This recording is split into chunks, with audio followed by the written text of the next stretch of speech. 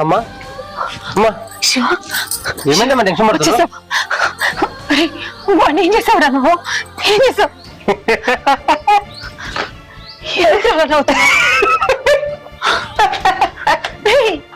ఎందుకు అట్లా నవ్వుతున్నావు?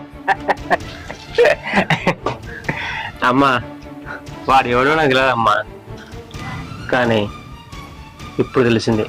అంటే ఏమంటున్నావు? నాకు అర్థం కావట్లేదురా. ఇందులో అర్థం కాకపోవడానికి ఏముందమ్మా, పొద్దున నీకు చెప్పినప్పుడు నాకు తెలుసు అనుకున్నావు కదా, కానీ నాకు తెలియదు. కానీ ఇప్పుడు తెలిసింది. కాశీ నువ్వు ఒక పని చేయి, నువ్వు అర్జెంటుగా శంకర్ దగ్గరికి వెళ్ళి ఎక్కడైనా దాక్కోమని చెప్పు.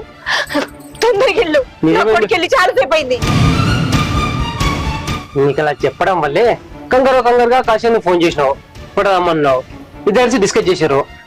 ఆ విషయం నాకు తెలిసిపోయింది. ఇప్పుడు చూపిస్తా ఈ శివగాని తాండవమేందో.